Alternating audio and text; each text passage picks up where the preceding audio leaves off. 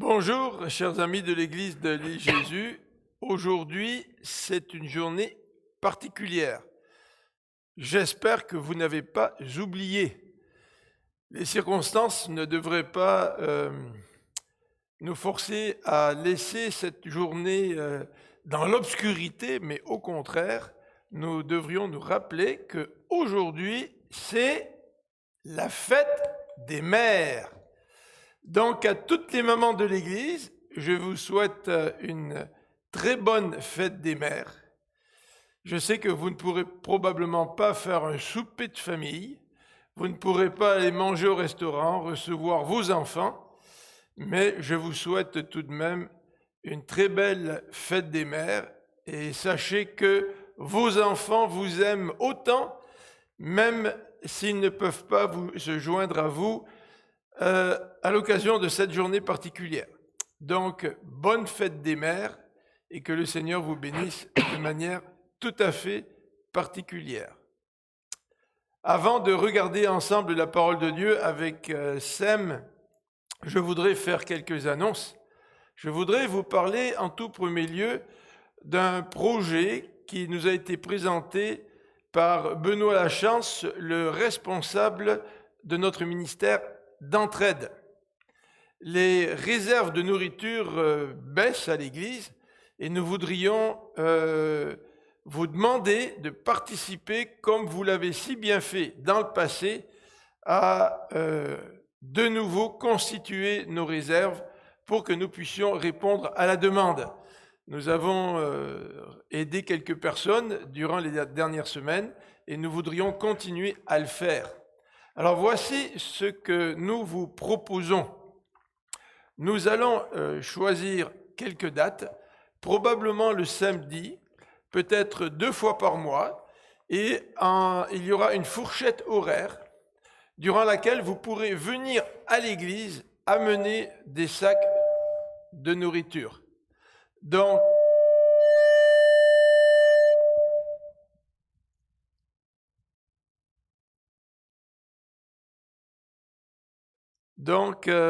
nous vous encourageons à venir aux dates et aux moments fixés pour amener de la nourriture. Nous avons adopté un protocole, c'est-à-dire que les gens attendront leur tour sur le parking et celui qui réceptionnera les sacs de nourriture vous fera signe pour que vous puissiez rentrer dans l'église, déposer les sacs. Donc vous pourrez rentrer un après l'autre, évidemment, pour respecter la distance requise en ces temps de pandémie.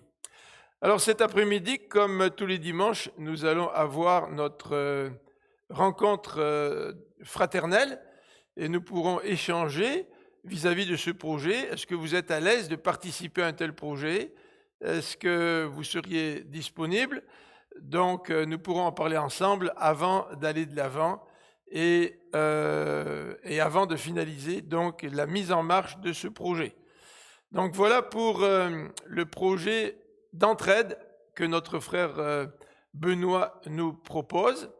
J'aimerais aussi vous rappeler que les codes pour la rencontre de communion fraternelle cet après-midi à 1h30 et le code pour la rencontre de prière mercredi sont dans le bulletin que je vous ai envoyé par Internet. Si vous avez quelques questions que ce soit, n'hésitez pas à appeler. Nous allons demander maintenant à Sem de bien vouloir venir, mais auparavant, je vais prier. Prions ensemble. Seigneur notre Dieu, merci pour cette fête des mères un peu particulière. Et c'est vrai que pour les mamans, c'est difficile de ne pas pouvoir voir leurs enfants. C'est difficile aussi pour les grands-mamans de ne pas pouvoir recevoir la visite de leurs petits-enfants. Mais Seigneur, en cette période particulièrement troublée, nous te demandons de mettre du réconfort dans le cœur des mamans et des grands-mamans. Et que Seigneur, d'une façon ou d'une autre, nous puissions leur rappeler que nous les aimons et qu'elles ont une place particulière dans notre cœur. Donc Seigneur, que cette journée soit tout de même une journée de reconnaissance et une journée de joie, malgré les limites qui nous sont imposées. Donc Seigneur, merci pour nos mamans, merci pour ces liens familiaux. Merci Seigneur pour ce qu'elles représentent pour nous. Merci Seigneur pour leur sacrifice. Merci Seigneur pour leur amour. Et que nous aussi, Seigneur, en retour, nous puissions nous servir d'elles comme exemple. Et que nous aussi, nous puissions aimer en retour.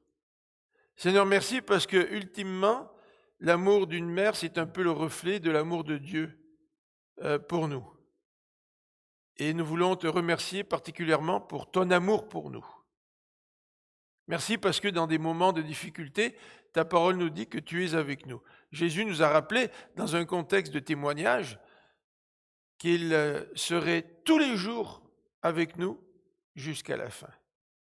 Et pas simplement parce que nous sommes ses disciples et que nous proclamons l'Évangile, mais simplement parce que nous sommes tes enfants.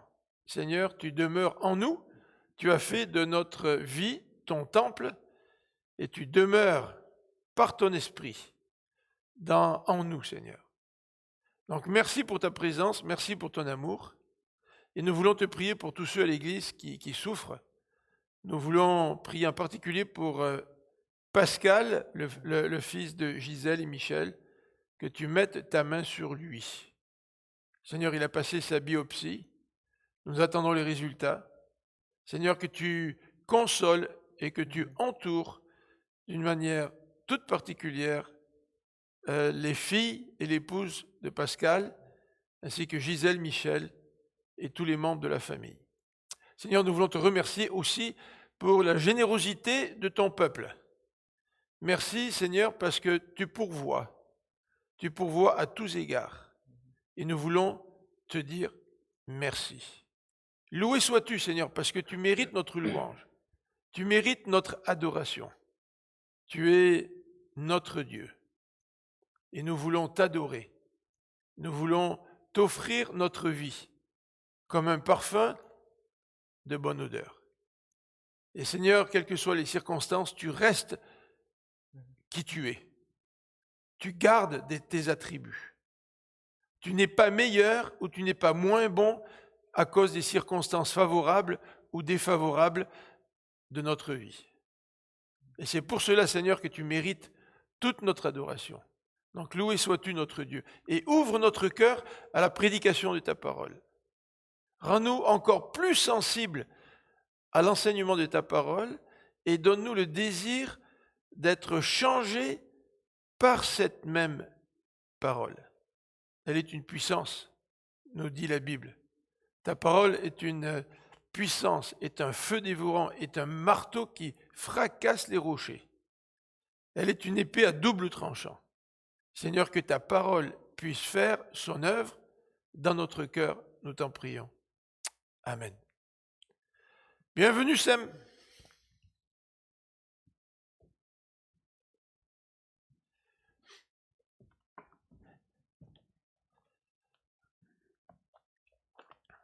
Alors, bonjour à vous tous. Alors, on poursuit ce qu'on avait vu la semaine dernière, c'est-à-dire le croyant dans des temps difficiles, partie 2. Et je vous invite à ouvrir vos Bibles dans l'Ancien Testament, dans le livre des Rois. 1 Roi, le chapitre 17, du verset 8 à 24. 1 Roi 17, 8 à 24.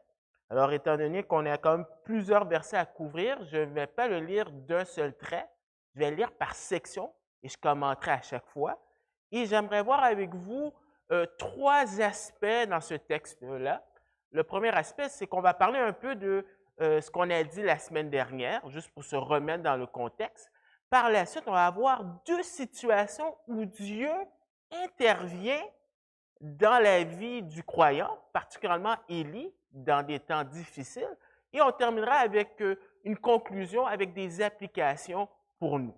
Alors, tout d'abord, le contexte dans lequel Élie se trouve, c'est un contexte qui est difficile. C'est ce qu'on avait dit.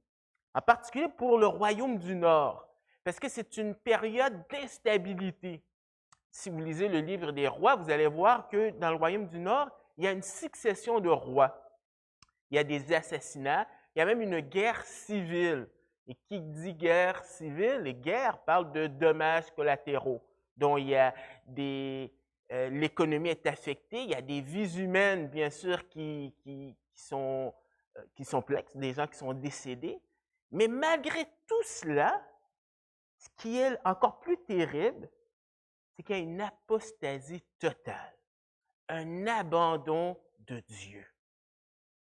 Et ça s'exprime par le fait que Baal et Astarté sont officiellement les dieux de la nation. Alors, ce n'est pas arrivé du jour au lendemain. Dès l'origine du royaume du Nord, ils étaient déjà dans l'idolâtrie, dans du syncrétisme. Un pied avec Dieu, un pied avec le monde. Mais on se leurre qu'on fait ce genre de raisonnement. Jésus a dit dans Matthieu chapitre 6 que vous ne pouvez pas servir Dieu et Mammon. Ou bien tu vas aimer un et tu vas haïr l'autre, ou bien tu vas t'attacher à un, ou tu vas renier, délaisser l'autre. Malheureusement, qu'est-ce qui est arrivé? C'est que le peuple, non seulement a des idoles à Dan, à Bethel, mais maintenant dans la capitale même, c'est Baal et Astarté. On le voit dans le texte d'Un roi 16, versets 31 à 33, je lis dans la version Louis II. On nous dit, « Et comme si c'eût été pour lui peu de choses de se livrer au péché de Jéroboam, fils de Nébat, il prit pour femme Jézabel, fille d'Edbaal, roi des Sidoniens. Il alla servir Baal et se prosterner devant lui. Il éleva un autel à Baal dans la maison de Baal qu'il bâtit à Samarie. Et il fit une idole d'Astarté. Akab fit plus encore que tous les rois d'Israël qui avaient été avant lui pour irriter l'Éternel, le Dieu d'Israël. » Vous savez, les auteurs de l'Ancien Testament mentionnent que le péché par excellence, eh bien, ce n'est pas l'immoralité. On aurait pensé ça. Mais c'est l'idolâtrie. Alors peut-être que vous pouvez vous dire l'idolâtrie, je ne comprends pas. Parce que très souvent, nous, on perçoit l'idolâtrie à un premier niveau, c'est-à-dire des gens qui se prosternent devant une statue, un peu comme si, de nos jours, les gens se prosternent devant Bouddha. Mais c'est beaucoup plus profond que ça, l'idolâtrie. Et je vais vous le montrer à travers un schéma. Alors, si vous regardez le schéma, eh bien, il y a une flèche qui descend. Et c'est les pressions de la vie, l'adversité. Et la flèche qui monte, c'est les séquences logiques. Et ce que j'aimerais vous présenter, c'est des petites boîtes. La première boîte, on parle de politique. Quand je parle de politique, je ne parle pas de parti, parti vert, parti québécois, mais c'est cette idée d'individu qui vit en société, que ce soit à l'école, que ce soit au travail, que ce soit en famille. Eh bien, lorsqu'on est en société, eh bien, à un moment donné, vient des difficultés, des adversités, qui font en sorte que les gens décident de se comporter d'une certaine façon, ce qu'on appelle l'éthique. Et des fois, on peut arriver à avoir un conflit entre des individus qui ont des éthiques différentes, des comportements différents. Telle personne juge que c'est comme ça qu'il faut se comporter, l'autre juge que c'est de telle façon. Mais il faut se poser la question derrière cela. Qu'est-ce qui motive? Quel est le processus qui vient, qui fait en sorte que tu te comportes de telle façon? C'est ce qu'on appelle l'épistémologie. D'autres mots, qu'est-ce qui fait en sorte que ce que tu dis, c'est la vérité? Qu'est-ce qui dirige ton comportement? Et là, dans le dessin, il faut aller en profondeur, c'est ce qu'on appelle la métaphysique. C'est-à-dire, l'individu ne le voit pas de l'extérieur, mais à l'intérieur, quelle est la source de vérité qui influence ton comportement? Alors, si c'est Israël, ou si c'est plutôt l'Éternel, eh bien, ça a des implications. L'ultime vérité, c'est Dieu. Et Dieu se révèle à travers sa parole, qui fait en sorte que nous connaissons la vérité parce que Dieu s'est révélé par sa parole. Et parce que nous connaissons la vérité par la révélation de sa parole, nous savons comment nous comporter et ça aura des impacts dans notre société ou dans notre réseau social. Mais si ce n'est pas Dieu, si c'est Baal ou n'importe qui que ce soit, ça aussi a des répercussions. Et pour Israël, Baal, eh bien, c'était des orgies, des sacrifices d'enfants. Alors, l'idolâtrie, ça joue un impact vraiment sérieux dans le cœur de l'individu et dans le cœur d'une nation. Mais c'est un contexte aussi difficile parce que Dieu va juger la nation. Dans 1 Roi 17, verset 1, on nous dit « Élie, le Tishbite, l'un des habitants de Galaad, dit à Akab, « L'Éternel est vivant, le Dieu d'Israël dont je suis le serviteur. Il n'y aura ces années-ci ni rosée, ni pluie, sinon à ma parole. » Il y a un jugement, et c'est Élie, le prophète, qui le mentionne. Le prophète dans l'Ancien Testament joue vraiment ce rôle de procureur qui accuse le peuple d'avoir enfreint l'alliance qu'ils avaient traitée avec Dieu. Et les conséquences, c'est qu'il y avait des malédictions. Ici, à l'occurrence, ni rosée, ni pluie, pour une période indéterminée. C'est un jugement terrible pour une société qui dépend de son économie à travers l'agricole. Alors là, c'est un jugement qui touche les poches, qui touche la vie d'un individu, qui touche la société.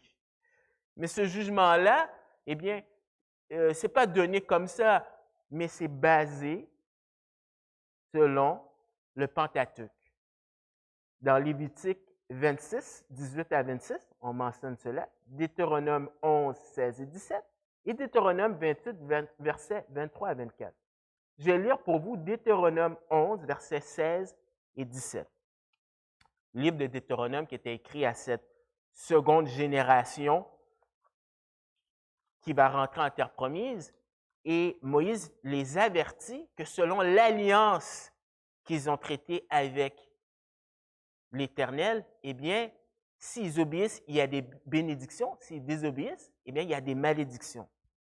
Alors, au verset 16, on y dit, « Gardez-vous de laisser séduire votre cœur, de vous détourner, de servir d'autres dieux et de vous prosterner devant eux. La colère de l'Éternel s'enflammerait alors contre vous. Il fermerait les cieux, il n'y aurait point de pluie, la terre ne donnerait plus ses produits et vous périrez promptement dans le bon pays que l'Éternel vous donne. » Alors c'est clair, on sait pourquoi le jugement est établi dans le royaume du Nord. Mais si on fait un parallèle avec nous par rapport à la COVID, eh bien, il y a des personnes qui disent que c'est le jugement de Dieu sur l'humanité. D'autres disent, ah, le jugement de Dieu commence par la maison de Dieu. On ne sait pas. On n'a pas une révélation directe de Dieu. Et on ne peut pas prendre des textes comme ces textes-ci pour dire de façon dogmatique que c'est un jugement de Dieu. Parce que, encore une fois, Dieu avait traité une alliance, pas avec le Canada, pas avec les États-Unis, pas avec aucun autre pays que Israël, et qu'il y avait des bénédictions et des malédictions par rapport à s'ils enfreignent ou non l'alliance. Mais il y a aussi un contexte, c'est aussi un contexte difficile pour Élie, versets 2 à 7. Et la parole de l'Éternel fut adressée à Élie en ces mots. « Pars d'ici, dirige-toi vers l'Orient et cache-toi près du torrent de Kérit qui est en face du Jourdain. Tu boiras de l'eau du torrent et j'ai ordonné au corbeau de te nourrir là. Il partit, il fit selon la parole de l'Éternel. Et il alla s'établir près du torrent de Kérit, qui est en face du Jourdain. Les corbeaux lui apportaient du pain et de la viande le matin, et du pain et de la viande le soir, et il buvait de l'eau du torrent. Mais au bout d'un certain temps, le torrent fut à sec, car il n'était point tombé de pluie dans le pays. Alors, on aurait pensé qu'après avoir annoncé ce jugement à Akab, que probablement, un peu comme Jean-Baptiste, les gens viendraient de toutes parts voir Élie et qu'il y aurait une repentance et un réveil dans la nation. Eh bien, l'auteur nous étonne en disant qu'Élie doit se cacher loin des projecteurs. On sait que dans le chapitre 18, Akab veut le chercher pour l'attraper, le saisir. Mais je pense aussi que c'est un temps de formation pour Élie. Parce qu'on avait dit qu'Élie signifie l'Éternel est mon Dieu. Mais il a encore besoin de connaître l'Éternel. Notre Dieu est un Dieu infini.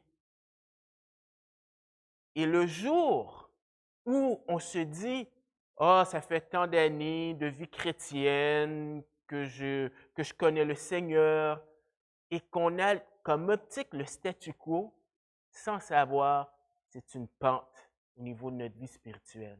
C'est pour ça que l'apôtre Paul a dit, « Mon but, c'est de connaître le Seigneur Jésus-Christ, la puissance de sa résurrection, la communion de ses souffrances. » Il a dit, « Ce n'est pas comme si j'ai atteint le but, mais je cours. » Et Dieu, c'est un bon pédagogue. Il est en train de former Élie loin des projecteurs. C'est un temps difficile aussi parce qu'il doit dépendre quotidiennement de Dieu pour survivre. C'est un peu ironique. Élie annonce la sécheresse et il doit subir les conséquences de ce qu'il dit. C'est-à-dire que il ne vit pas dans une tour d'ivoire. Un croyant vit dans un monde déchu, affecté par le péché. Et il y a plein d'exemples dans la Bible. Daniel, Noé, Jérémie, Ézéchiel. Alors, si vous sentez que comme croyant, vous vivez des temps difficiles, eh bien, laissez-moi vous dire que vous êtes en compagnie de plein de personnes dans la Bible. Alors, c'est ce qu'on avait vu la semaine dernière, mais un autre point, l'eau du torrent commence à manquer. C'est une chose de dire que Dieu donne les ressources. C'est une autre quand tu vois ces ressources-là sont en train de descendre devant tes yeux. Et la question qu'on doit se demander, est-ce que Élie va faire la même chose que Saül? Est-ce qu'il va prendre sa propre initiative pour se sortir d'un pétrin? Ou bien est-ce qu'il va dépendre de Dieu? C'est ce qu'on va voir. Juste avant, on a le fait que Dieu, dans les temps de famine, demeure en contrôle. La famine, comme j'ai dit, ça affecte l'économie, ça affecte des vies, c'est sérieux. Mais c'est bon de se rappeler que Dieu est encore en contrôle. Le problème, quand on est dans un moment de crise, on oublie que Dieu est là. Il y a quelques années de cela, il y a des théologiens qui ont écrit un livre disant, alors l'idée c'est le théisme ouvert, c'est-à-dire que Dieu ne connaît pas l'avenir et quand il est en face d'une crise, il est comme nous. Il ne sait pas comment gérer cela. Il faut qu'il essaye de trouver une façon. C'est parce que la Bible enseigne. Et une des façons que Dieu demeure en contrôle, c'est qu'il nous accompagne dans sa providence. On a parlé du COVID. Eh bien, dans sa providence, Dieu, par sa grâce, a permis que certains membres de l'Église puissent être guéris, ressortir, travailler. D'autres n'ont pas perdu leur emploi. D'autres ont perdu leur emploi, mais ont retrouvé leur emploi. D'autres ont été protégés. Et Dieu est encore en train d'agir dans sa providence, dans sa grâce. Mais pour Élie, c'est spécial, on va voir, du verset 8 à 12. Alors la parole de l'Éternel lui fut adressée en ces mots. Lève-toi, va à Sarepta qui appartient à Sidon et demeure là. Voici, j'ai ordonné à une femme veuve de te nourrir. Il se leva et il alla à Sarepta. Comme il arriva à l'entrée de la ville, voici, il y avait une femme veuve qui ramassait du bois. Il l'appela et dit, « Va me chercher, je te prie, un peu d'eau dans un vase afin que je boive. » Et elle alla en chercher. Il l'appela de nouveau et dit, « Apporte-moi, je te prie, un morceau de pain dans ta main. » Et elle répondit, « L'Éternel, ton Dieu est vivant. Je n'ai rien de cuit, je n'ai qu'une poignée de farine dans un pot et un peu d'huile dans une cruche. Et voici, je ramasse 2 morceaux de bois, puis je rentrerai et je préparerai cela pour moi et pour mon fils. Nous mangerons, après quoi nous mourrons. » Alors, on voit dans cette péricope 3 événements qui commencent. Des instructions, directions et promesses. Alors, si on lit au verset 8, on nous dit « Alors la parole de l'Éternel lui fut adressée en ces mots. » Et dans l'original, il y a une conjonction avec qu'est-ce qui s'est passé au verset 7. Au verset 7, on avait dit que l'eau commence à diminuer. Et quand vous lisez les textes narratifs de l'Ancien Testament, eh bien, il y a une structure, un pattern qu'on voit. Il y a une mise en situation, un élément déclencheur, et là, il y a une tension. Et là, on se demande, qu'est-ce qui va arriver? Qu'est-ce qui va arriver? Dans le cas d'Élie, est-ce que Dieu va intervenir? Est-ce qu'il va mourir? Et là, au verset 8, la tension est relâchée.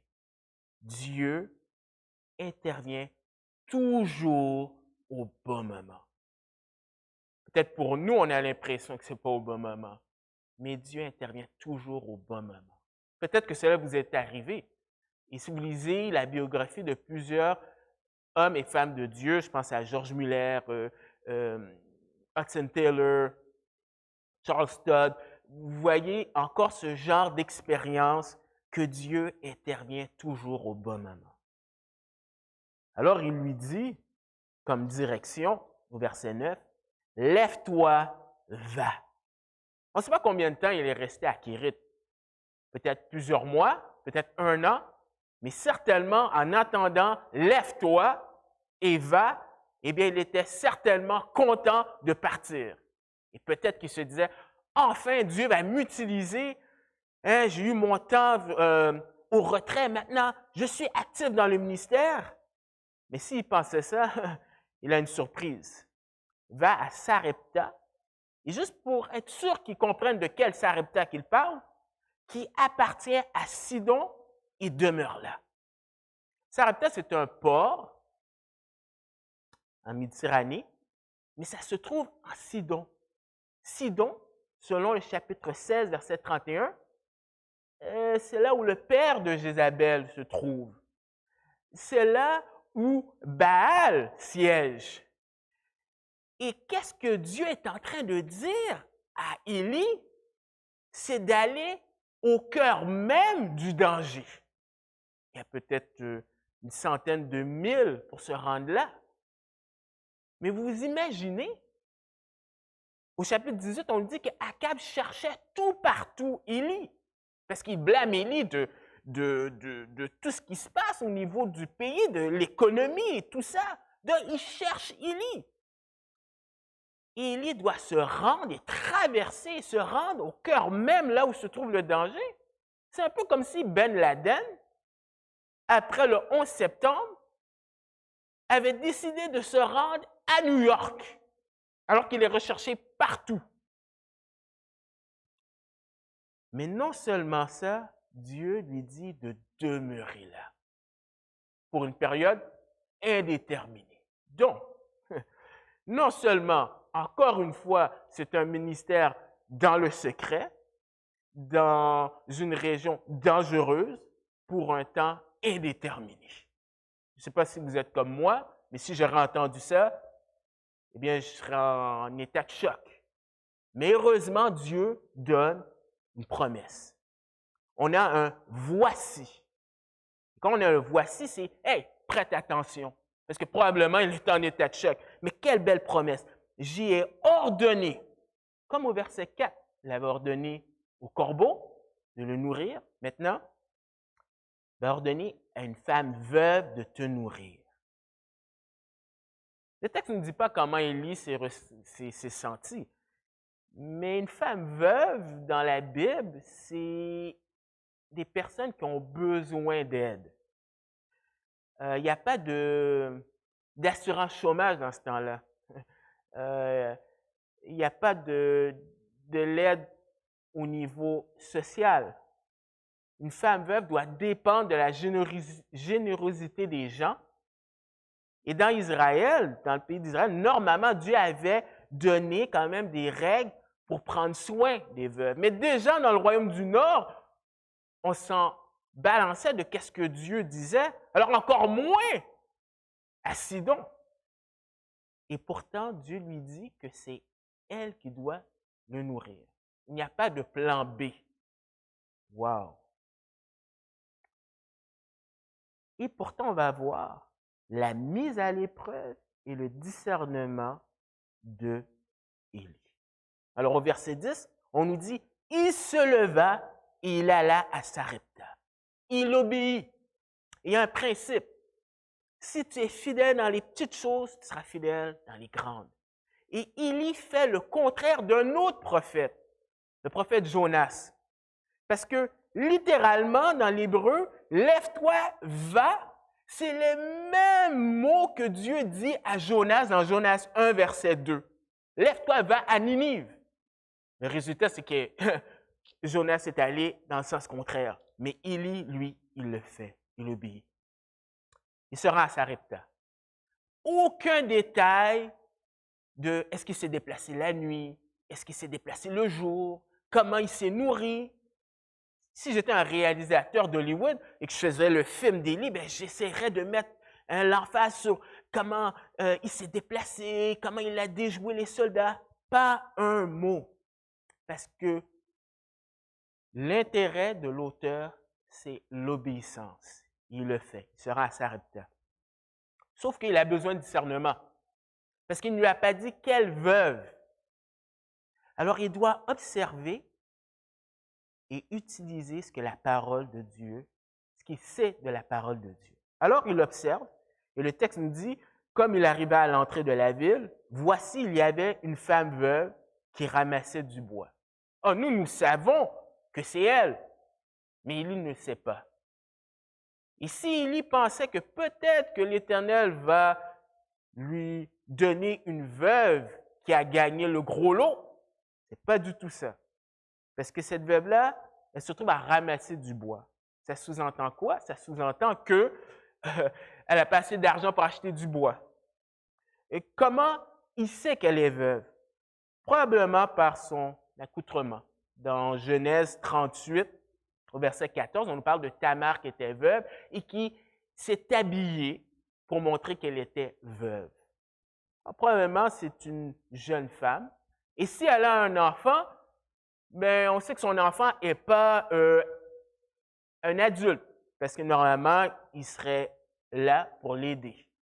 Alors, on pourrait se dire, ouf, peut-être qu'Élie va aller chercher ailleurs pour une autre veuve. Mais Élie ne tombe pas dans le piège des premières impressions.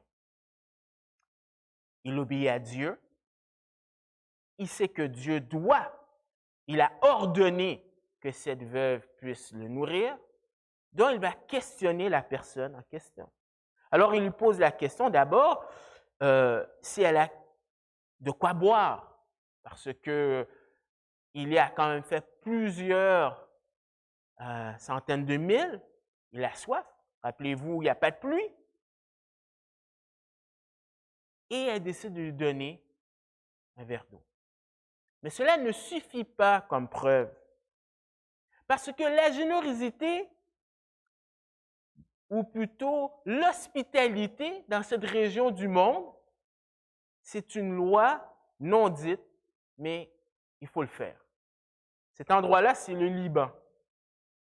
j'en sais quelque chose. Il y a quelques années, pour mes études, je suis allé au Liban pendant 1 mois et demi. Et je peux témoigner que j'étais un étranger. Les gens, c'était comme évident que j'étais un étranger. Bon, il y en a qui parlaient français. Et à 2 reprises, on a voulu m'inviter pour aller manger chez eux. Ils insistaient. Alors, donner de l'eau ne suffit pas. Élie poursuit le raisonnement en disant, si Dieu a ordonné que cette femme doit me nourrir, donc je dois lui mettre dans une situation où est-ce que je vais voir si elle est prête à m'offrir à manger. Et c'est ce qu'il fait. Il lui demande, au verset 11, de lui apporter un morceau de pain. Mais sa réponse au verset 12 est quand même intéressante, parce qu'elle répond, « L'Éternel, ton Dieu, est vivant, je n'ai rien de cuit, je n'ai qu'une poignée de farine dans un pot et un peu d'huile dans une cruche.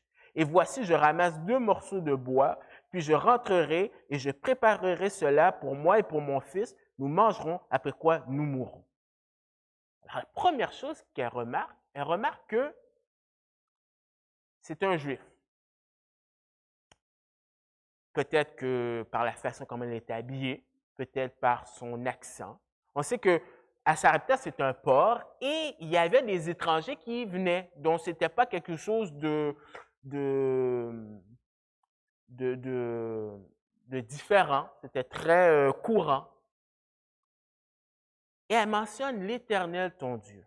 Alors, il y a certaines personnes qui disent que oui, elle était déjà une croyante puisqu'elle mentionne ça. Je ne pense pas. Je pense qu'on voit comment Dieu travaille à travers aussi cette personne-là pour l'amener à la foi. Parce que Jésus va dire dans Luc 4 qu'elle était une croyante. Mais je pense qu'il y a un processus qui se fait. Et qu'est-ce qu'elle fait? C'est qu'elle veut montrer qu'elle ne refuse pas de donner de la nourriture à Élie parce qu'elle ne veut pas. C'est parce qu'elle se trouve dans une situation vraiment précaire. C'est ironique.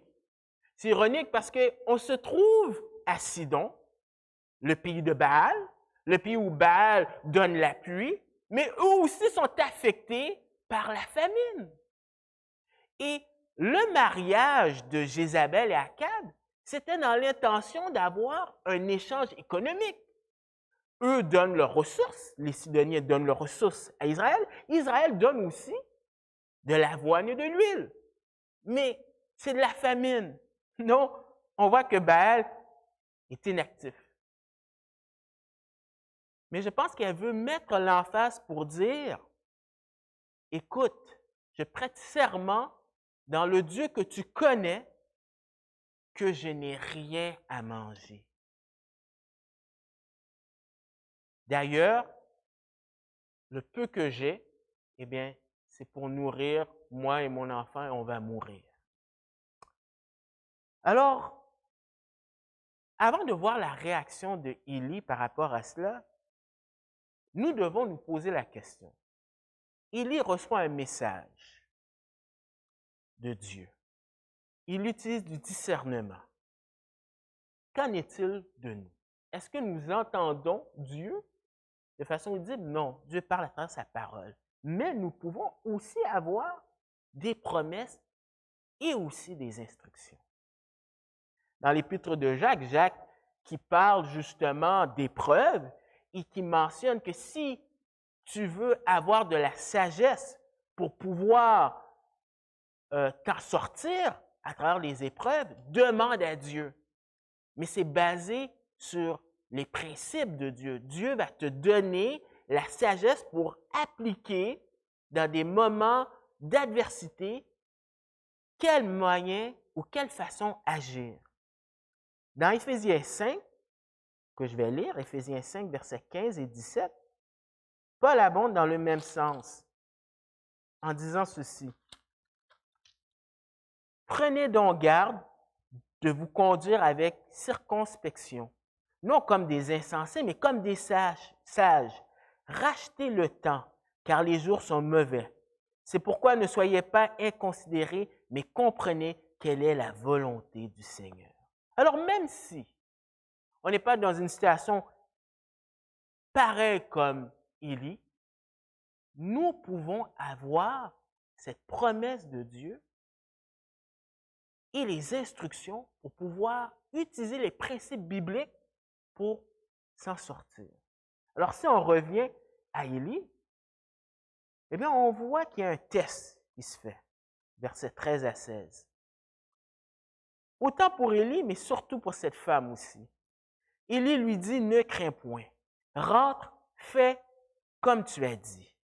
Seulement, prépare-moi d'abord avec cela un petit gâteau et tu me l'apporteras et tu en feras ensuite pour toi et pour ton fils. Car ainsi parle l'Éternel, le Dieu d'Israël. La farine qui est dans le pot ne manquera point et l'huile qui est dans la cruche ne diminuera point jusqu'au jour où l'Éternel fera tomber de la pluie sur la face du sol. Elle alla et elle fit selon la parole d'Élie. Et pendant longtemps, elle eut de quoi manger, elle et sa famille, aussi bien qu'Élie. La farine qui était dans le pot ne manqua point, et l'huile qui était dans la cruche ne diminua point, selon la parole que l'Éternel avait prononcée par Élie. Élie s'appuie sur la parole de Dieu qui disait qu'il avait ordonné que quelqu'un lui donnerait à manger. Il pose des questions à cette veuve, la première qu'il voit. Il voit la main de Dieu, la providence de Dieu. Il voit que cette femme est prête à lui donner, mais pas parce que, ou du moins, elle ne veut pas lui donner, pas parce qu'elle ne veut pas, mais elle se trouve dans une impasse, impossible à résoudre. Et Élie sait, il a vécu qu'elle est acquérite, comment Dieu a pourvu pour lui, alors il est confiant. Il a l'assurance. Il lui demande qu'elle le nourrit d'abord. Mais avant, alors Élie n'est pas insensible. Mais qu'est-ce qu'il lui dit d'abord?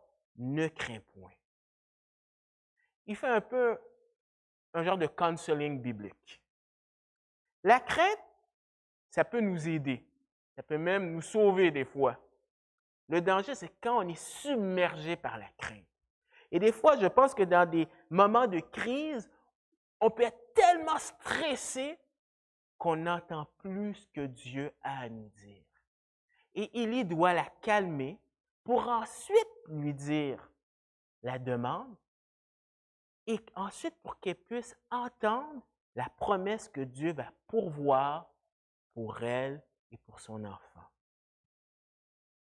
Le résultat, alors il donne la raison et la promesse, et le résultat, eh bien, elle a obéi. Elle a obéi et on a ce miracle. Un peu comme la manne où Dieu avait nourri tout un peuple. Là, ici, on a ce petit noyau familial avec Élie qui bénéficie du miracle de Dieu. Alors, si on compare le verset 8 à 16 avec le verset 2 à 7, eh bien, on voit que Dieu est toujours en contrôle malgré les différentes circonstances. Élie était dans le royaume du Nord, à Kérit, et Dieu a pris soin de lui. Élie se retrouve à Sarepta, au nord-ouest, et Dieu aussi prend soin de lui. À cette époque, les gens pensaient que Dieu était limité, les dieux étaient limités à des territoires, alors que Dieu, il a créé le monde, la terre lui appartient. Dieu domine sur le monde animal. Il a commandé à des corbeaux de le nourrir de façon surnaturelle. Et ici, eh bien, il domine sur la matière végétale. Ce n'est pas un problème pour lui pour qu'il y ait toujours de l'huile. Bref, Dieu demeure le même. Comment il agit peut être différent, mais ses attributs ne changent pas. Et ça, c'est bon pour nous de savoir, parce que même dans cette période de COVID, il faut se rappeler que le Dieu de l'Ancien Testament, c'est toujours le Dieu de 2020. Ses attributs ne changent pas. Il est en parfait contrôle. Il nous appelle à le faire confiance. Alors ici, un petit tableau très vite que Sarepta se retrouve entre Sidon et Tyr. Mais ça ne s'arrête pas là. Dieu demeure toujours le même parce que même dans les temps de tragédie, Dieu demeure en contrôle. Vous savez, quand la tragédie frappe, souvent on ne pense pas à Dieu. On est concentré sur la tragédie et on oublie Dieu. Mais il est encore là. Il est encore en contrôle. Rien ne le prend par surprise. Et c'est une leçon que Élie et la veuve doivent apprendre. Et c'est une leçon que nous aussi, nous devons continuellement nous rappeler. Spécialement quand la tragédie implique la mort, quand la mort frappe, au verset 17 à 19. Après ces choses, le fils de la femme, maîtresse de la maison, devint malade. Et sa maladie fut si violente qu'il ne resta plus en lui de respiration.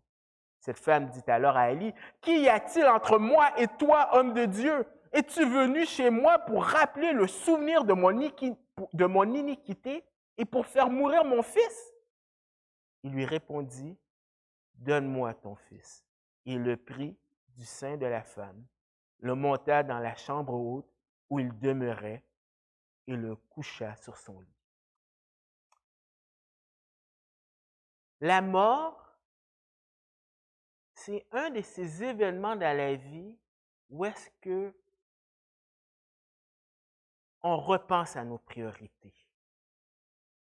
Lorsqu'on assiste à des funérailles, c'est peut-être le seul moment où peut-être les gens peuvent vraiment se poser des questions sur qu'est-ce qu'il y a après la mort. Où les gens sont peut-être plus réceptifs à entendre un message. Vous savez, la Bible parle de la mort. Ici, on voit, en particulier, c'est la mort du fils de la veuve. Regardez avec moi dans Ecclésiaste, chapitre 3, versets 1 et 2a. Livre d'Ecclésiaste.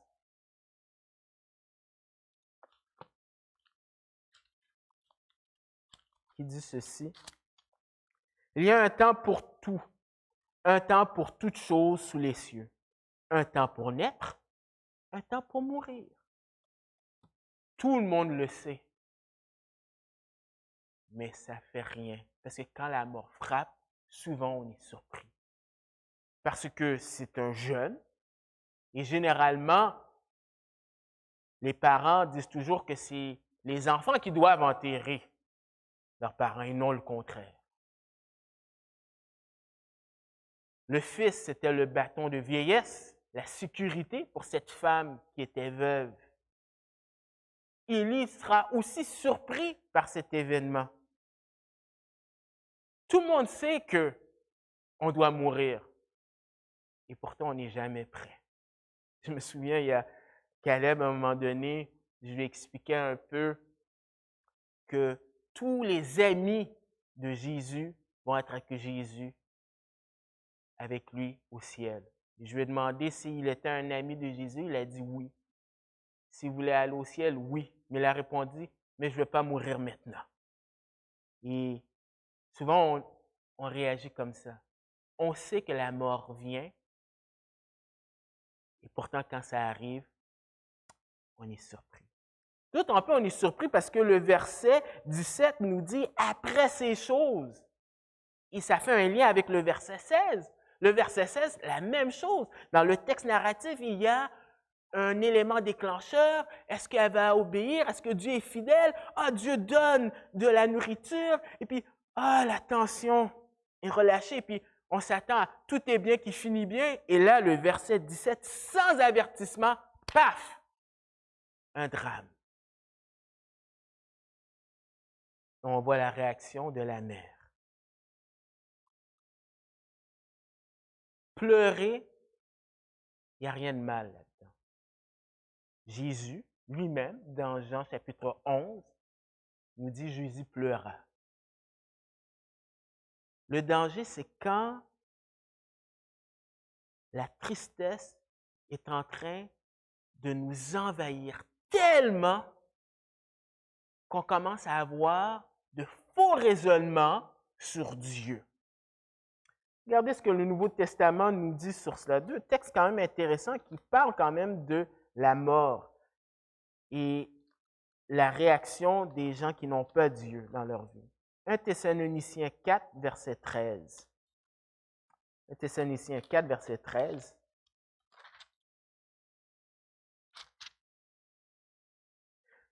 Nous ne voulons pas, frères, que vous soyez dans l'ignorance au sujet de ceux qui dorment, c'est-à-dire ceux qui sont morts, afin que vous ne vous affligez pas comme les autres qui n'ont point d'espérance. Et 2 Corinthiens 7, verset 10.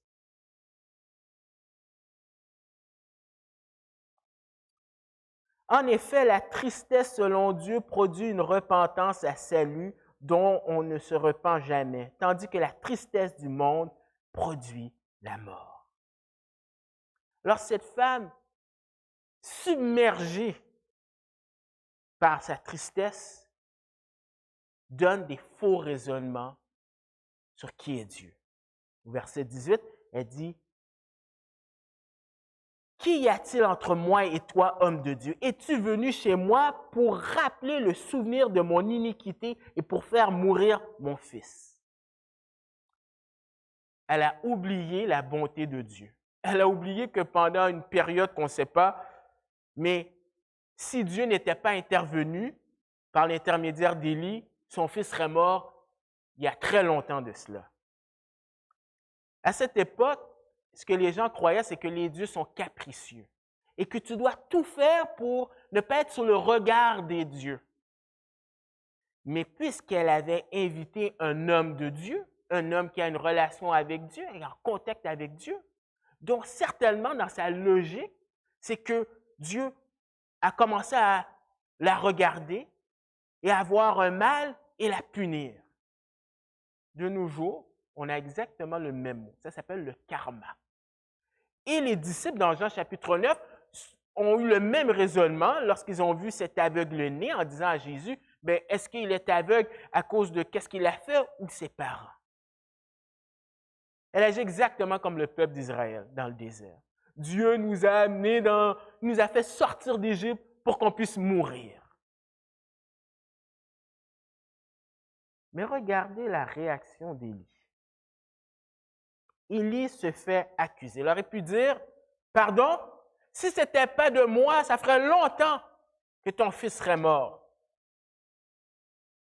Nous, quand on nous attaque, des fausses accusations, des fausses perceptions sur nous, nous sommes prêts à nous défendre.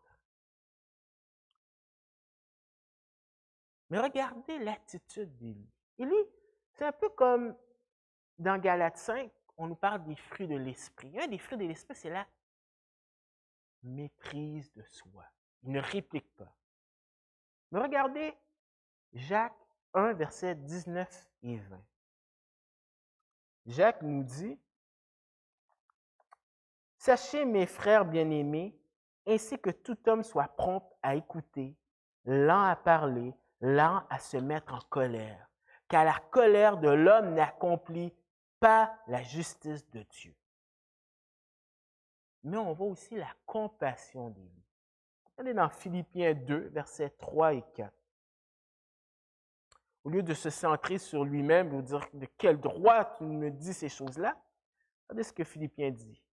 Ne faites rien par esprit de parti ou par vaine gloire, mais que l'humilité vous fasse regarder les autres comme étant au-dessus de vous-même. Que chacun de vous, au lieu de considérer ses propres intérêts, considère ceux des autres. Je pense que c'est dans cette attitude que se trouve Élie que lorsqu'il dit au verset 19, « Donne-moi ton fils », je pense que ça a calmé cette mère. Et elle lui donne. On voit que dans les temps de tragédie, Dieu demeure en contrôle dans la prière du croyant.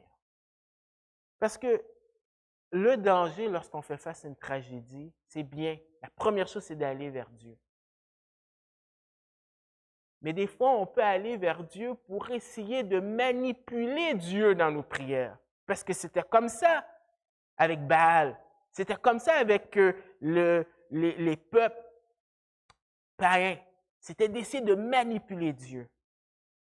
Et on voit l'exemple de Jésus qui, lorsqu'il est confronté dans une situation d'épreuve à Gethsémani, eh bien, il prie et il dit, « Pas ma volonté, mais ta volonté. » Alors, au verset 20 et 21, mais avant, je vais lire non seulement l'attitude et la requête d'Élie, mais le reste du verset, on nous dit, « Puis il invoqua l'Éternel et dit, « Éternel, mon Dieu, est-ce que tu affligerais au point de faire mourir son fils, même cette veuve, chez qui j'ai été reçu comme un autre? » Il s'étendit 3 fois sur l'enfant, invoqua l'Éternel et dit, « Éternel, mon Dieu, je t'en prie, que l'âme de cet enfant revienne au-dedans de lui. » L'Éternel écouta la voix d'Élie, et l'âme de l'enfant revint au-dedans de lui, et il fut rendu à la vie. Élie prit l'enfant, le descendit de la chambre haute dans la maison et le donna à son père. Et Élie dit, « Vois, ton fils est vivant. » Et la femme dit à Élie, « Je reconnais maintenant que tu es un homme de Dieu et que la parole de l'Éternel dans ta bouche est vérité. » L'attitude et la requête d'Élie. Élie se trouve dans une situation où Dieu ne lui a pas dit ce qu'il allait faire. Mais qu'est-ce qu'il fait? C'est qu'il se tourne vers Dieu. Il se concentre vers Dieu. C'est un peu l'attitude de Josaphat, le roi, dans 2 Chroniques 20, verset 12, qui dit ceci. « Ô Dieu, n'exerces-tu pas tes jugements sur eux? Car nous sommes sans force devant cette multitude nombreuse qui s'avance contre nous, et nous ne savons que faire, mais nos yeux sont sur toi. » Et la clé, c'est que Élie a ses yeux vers Dieu. Il se concentre sur qui est Dieu.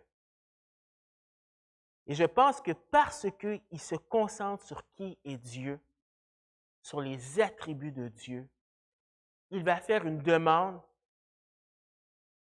que c'est jamais encore arrivé dans la Bible.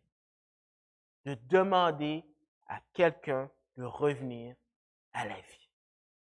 C'est jamais fait. Dans Hébreux 11, verset 35, on nous dit qu'il y a des femmes qui sont revenues à la vie, probablement en faisant référence à des situations avec Élie et Élisée. Mais dans le livre d'Hébreux 11, versets 17 à 19, j'aimerais que vous regardiez, il y a quelque chose d'intéressant.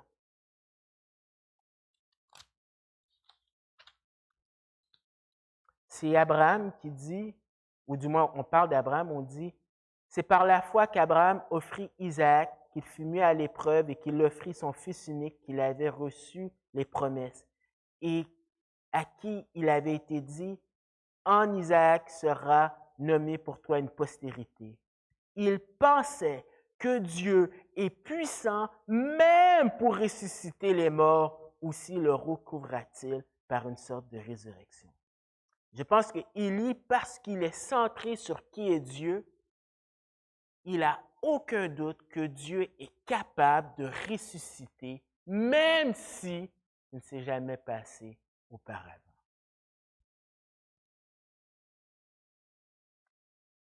La réponse, Dieu a entendu.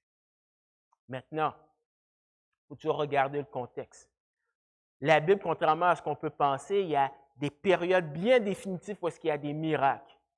Moïse, Élie, Élisée, Jésus et les apôtres. Donc, il ne faut pas prendre ce texte-là comme une norme. Élie est un prophète.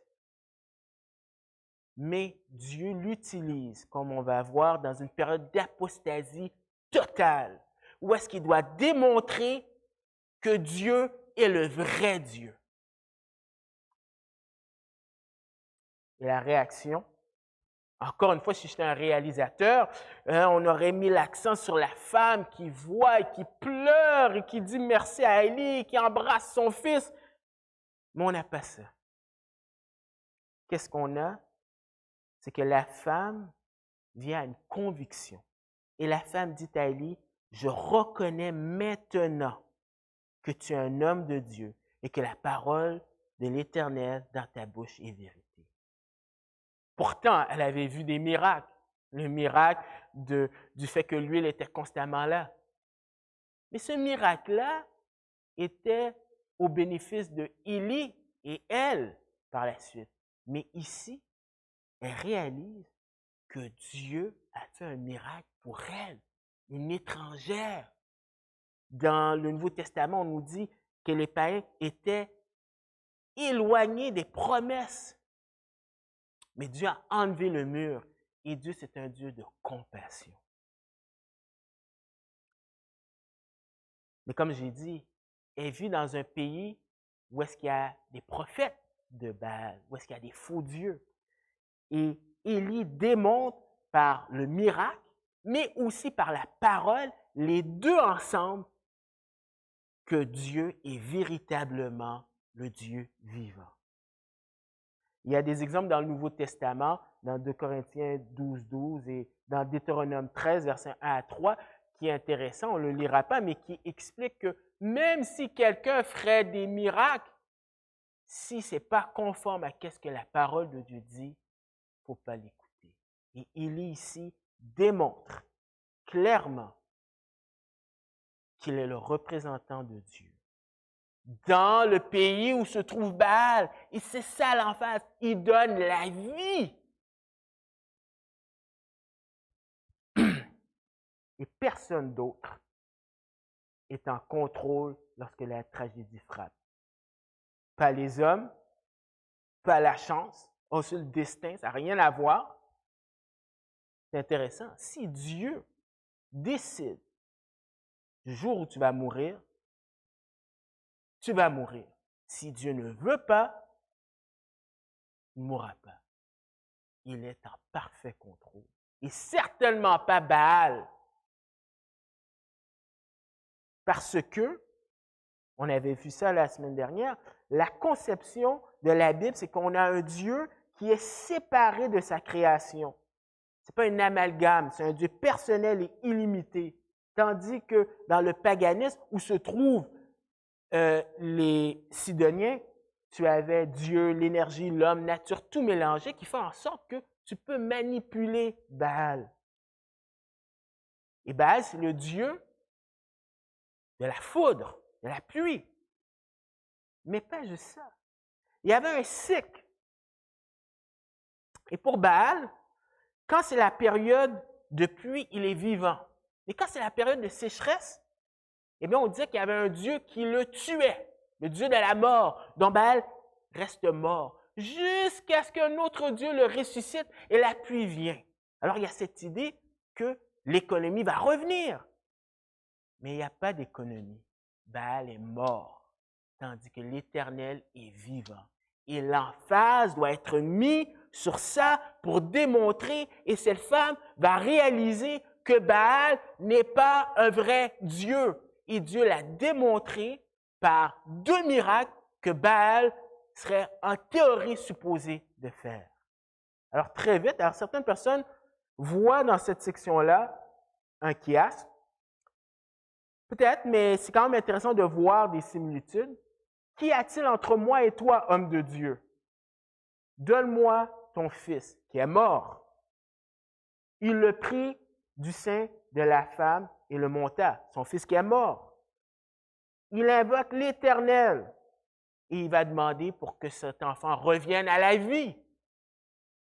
Il y prit l'enfant et le descendit, vivant. Vois, ton fils est vivant. Je reconnais maintenant que tu es un homme de Dieu. Dieu est en train de prouver qu'il est véritablement le seul vrai Dieu et qu'on peut lui faire confiance dans des moments de crise. Ça ne sert à rien de demander à Dieu de l'aide s'il n'est pas vivant. Mais s'il est vivant, eh bien, nous pouvons mettre notre confiance. Parce que la foi chrétienne, ce n'est pas une foi dans le vide, mais c'est dans l'assurance d'un Dieu qui a démontré qu'il était vivant. Alors, en conclusion, pour les croyants de l'Ancien Testament, comme premier niveau, le livre de Rois a été écrit pour les gens qui sont partis en déportation. Pourquoi ils sont partis en déportation? C'est parce qu'ils ont décidé de mettre leur confiance dans des vaines idoles. Et ce texte-là rappelle que c'est futile de faire confiance aux idoles païennes. Mais aussi, ça reflète aussi l'attitude du peuple face à la parole de Dieu. Jésus, on va voir Luc 4, versets 25-26, Jésus relate cette histoire-là lorsqu'il va dans la synagogue à Nazareth, sa ville natale, et qu'il dit qu'il est le Messie et que les gens le rejettent. Eh bien, il dit ceci. Je vous le dis en vérité, il y avait plusieurs veuves en Israël du temps d'Élie, lorsque le ciel fut fermé 3 ans et 6 mois, et qu'il y eut une grande famine sur toute la terre. Et cependant, Élie ne fut envoyé vers aucune d'elles, si ce n'est vers une femme veuve à Sarepta, dans le pays de Sidon. Quel gifle pour les contemporains de Jésus, mais aussi à l'époque aussi d'Élie, ça te montre à quel point les gens avaient rejeté Dieu. Mais Dieu a fait grâce à une païenne. Mais aussi, c'est un encouragement pour eux de voir que Dieu est souverain même en terre d'exil. Et ça, ce texte-là aurait dû les encourager de ne pas commencer à adorer des idoles en terre d'exil, mais de se rappeler que Dieu demeure seul vrai Dieu. Pour nous, Dieu est capable de pourvoir pour ses enfants. Dans les temps difficiles, dans les lieux hostiles, et surtout par rapport à l'incertitude. Ce qui dérange les gens avec ce COVID-19, c'est l'incertitude. Quand est-ce qu'on va pouvoir se réunir? Quand est-ce qu'on va pouvoir voir la famille? Quand est-ce? On n'a pas de réponse. Mais l'incertitude, je pense, qui dérange plus le monde, c'est un virus qui est mortel. Si je l'ai, qu'est-ce qui va arriver? Est-ce que je vais mourir? Est-ce que je vais m'en sortir? C'est ça vraiment qui fait peur aux gens. Vous savez quoi? Dieu pourvoit même face à la mort. Un texte, Jean 11, versets 25 à 26, par rapport à Lazare.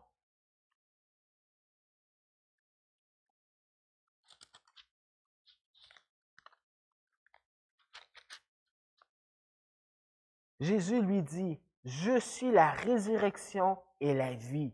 Celui qui croit en moi vivra quand même il serait mort. Et quiconque vit et croit en moi ne mourra jamais. » Crois-tu cela?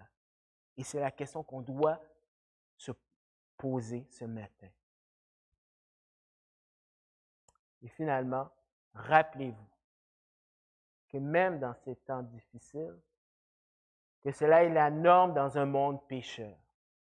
Comme j'ai dit, je ne sais pas si c'est un jugement de Dieu, mais ce que je sais, c'est que la Bible dit clairement qu'à cause du péché, la nature est affectée. Mais la bonne nouvelle, c'est que nous avons une espérance que Dieu va renouveler tout ça, justement parce que Jésus est venu, il est mort pour nos péchés, il est ressuscité, et de même que nous aussi, nous ressusciterons avec des nouveaux cieux et des nouvelles terres. Rappelez-vous aussi que cela est nécessaire pour notre croissance.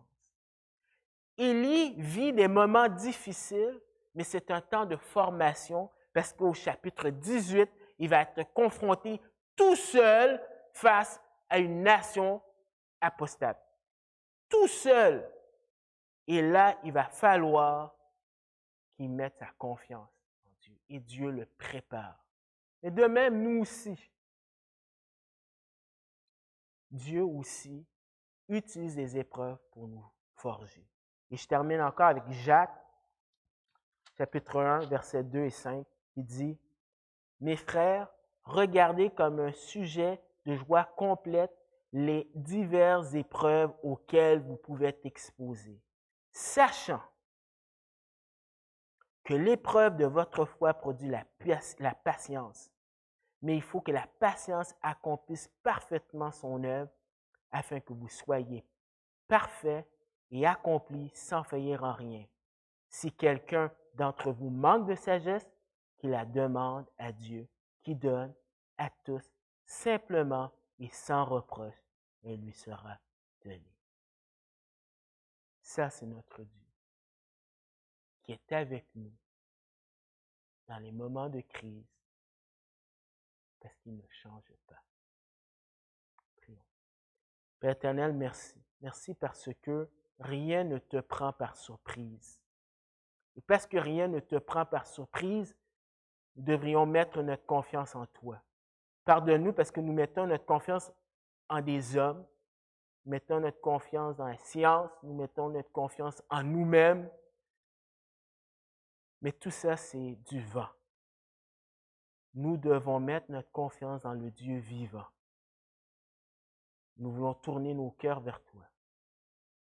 Aide-nous et permets qu'à travers ces périodes difficiles, qu'on puisse voir ta main et qu'on puisse grandir dans notre relation avec toi pour être un témoignage devant les gens qui nous regardent, pour que les gens disent, oui, je sais maintenant que tu es un homme, une femme, un enfant de Dieu par ton comportement et ta confiance dans ce Dieu qui est vivant.